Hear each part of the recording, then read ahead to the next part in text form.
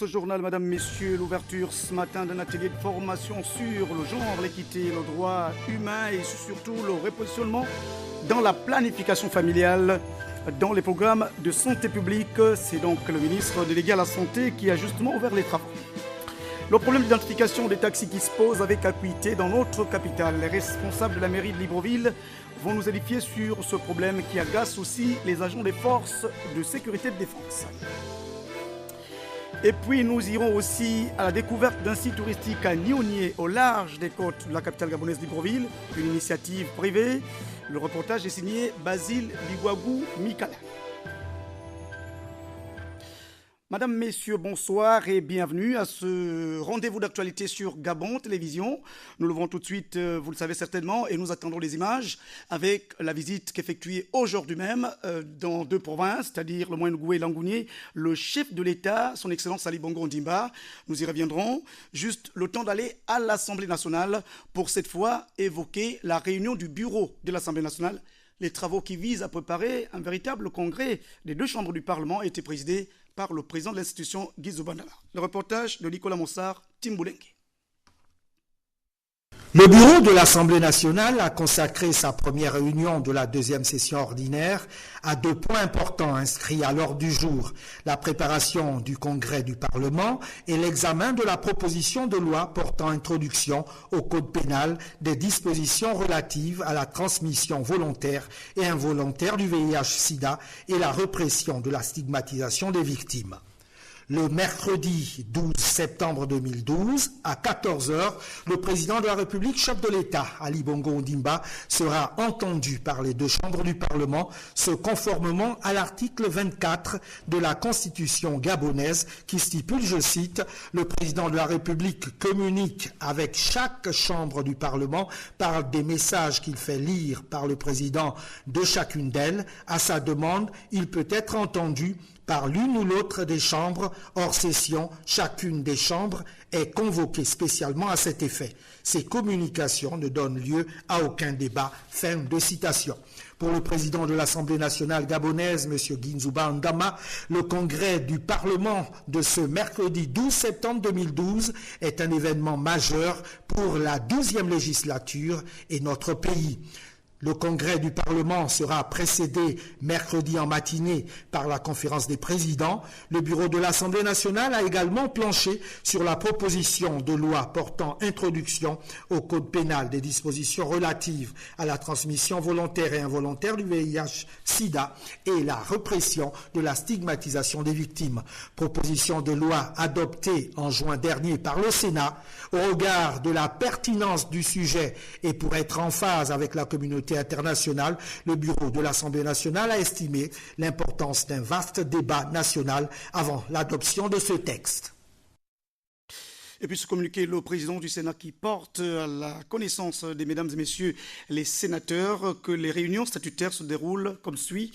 Mardi 11 septembre 2012, 9h30, réunion du bureau et à 11h, conférence des présidents. C'est un communiqué signé du président du Sénat, Madame Rose-Francine Rogomé.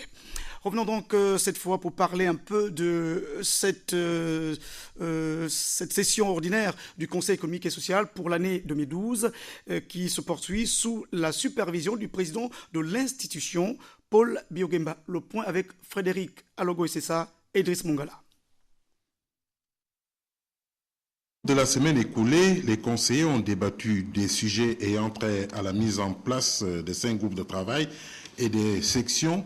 Plusieurs thèmes forts ont été abordés, entre autres le chômage des jeunes, le règlement intérieur et une méthodologie du travail a été adoptée. L'autre thème fort, c'est celui du dialogue d'une manière globale au Gabon, dans les entreprises, dans les sociétés, dans les syndicats, dans l'administration, dans les associations, des dialogues inter-organismes, inter-institutions. Nous avons vu les contours, mis en place une méthodologie, revoir l'existant, quels sont les supports, soit législatifs, soit réglementaires et autres, qui permettent et gèrent le dialogue aujourd'hui, quelles sont les insuffisances, quelles sont les difficultés.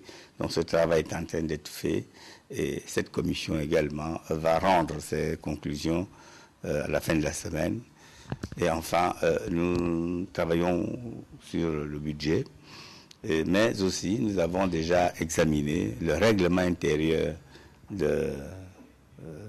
Conseil économique et social. Nous l'avons adopté.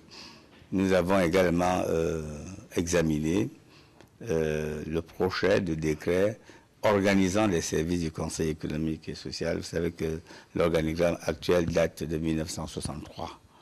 Il n'a pas été revu, disons, 50 ans après. Nous l'avons actualisé au vu de la nouvelle constitution, au vu du décret de la loi de 2005 qui organise les services publics et au vu de la loi de 2002 qui organise le Conseil économique et social.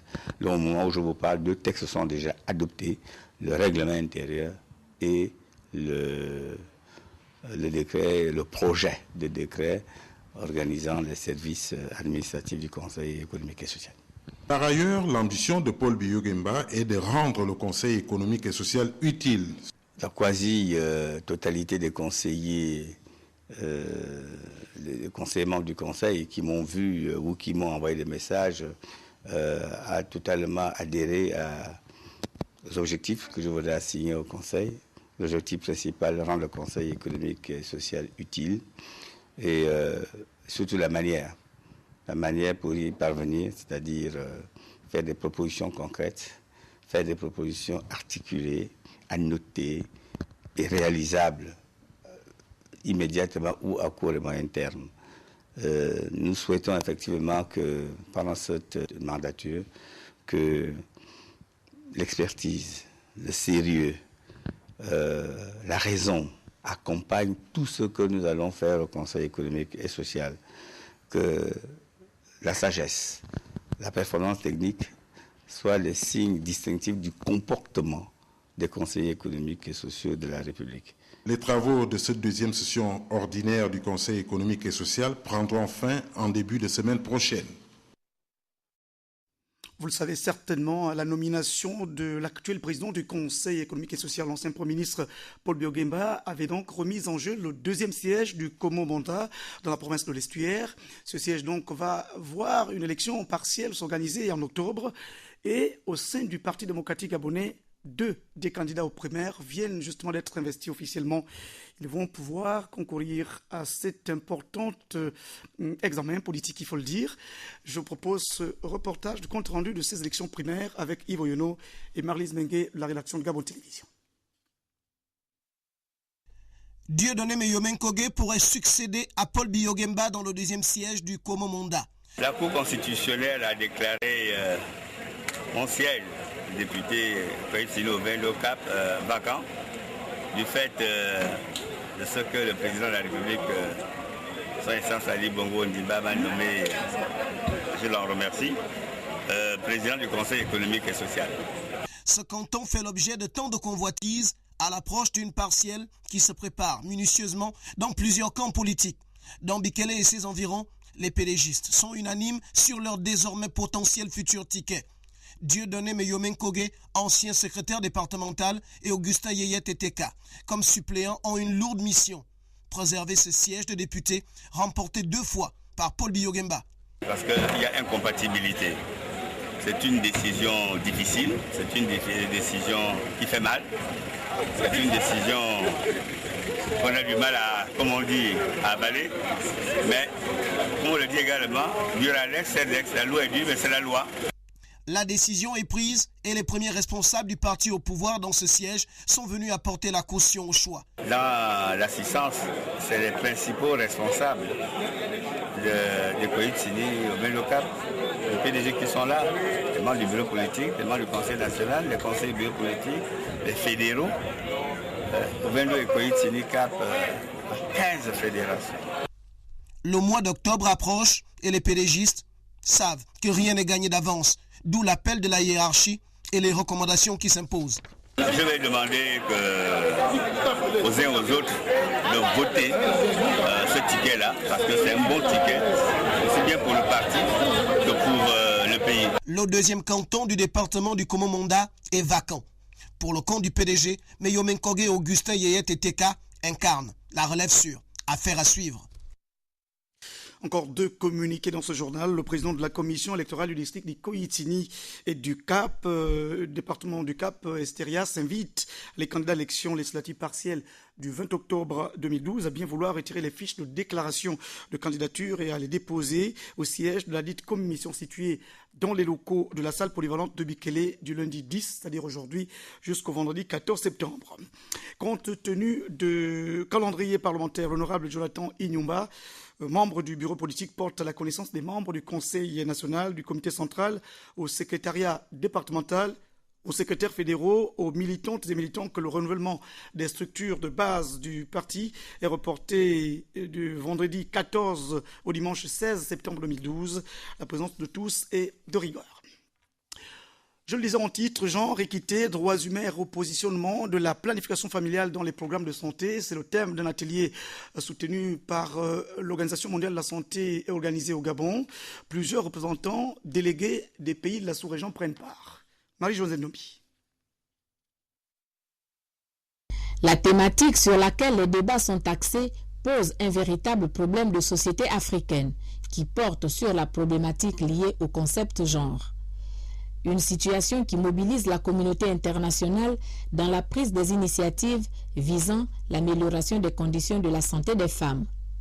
La conférence internationale de 1994 sur la population et le développement qui a fait de l'accès universel à la santé génétique un objectif de développement, le désignant comme un but important à atteindre pour les systèmes de santé de nombreux pays.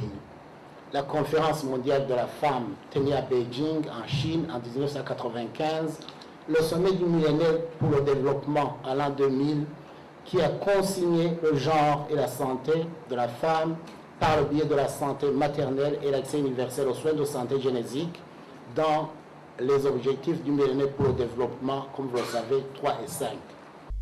En ouvrant les travaux, le ministre délégué à la Santé a demandé aux participants plus de perspicacité dans le travail en vue de la prise en compte réelle des différentes initiatives dont les indicateurs de performance restent encore faibles.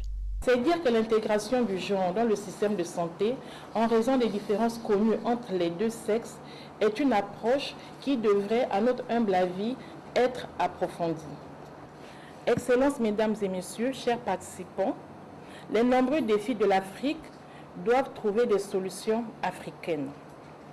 C'est en cela que je vous exhorte, en vos qualités d'experts, à proposer au terme des présentes assises des recommandations pratiques, adaptées à notre environnement culturel, tout en tenant compte du contexte mondial. En renforçant les capacités de nos différents pays pour une intégration des composantes de genre, équité, droits humains et planification familiale dans les programmes de santé, vous participerez fortement, j'en suis convaincue, à la construction d'une Afrique nouvelle et égalitaire.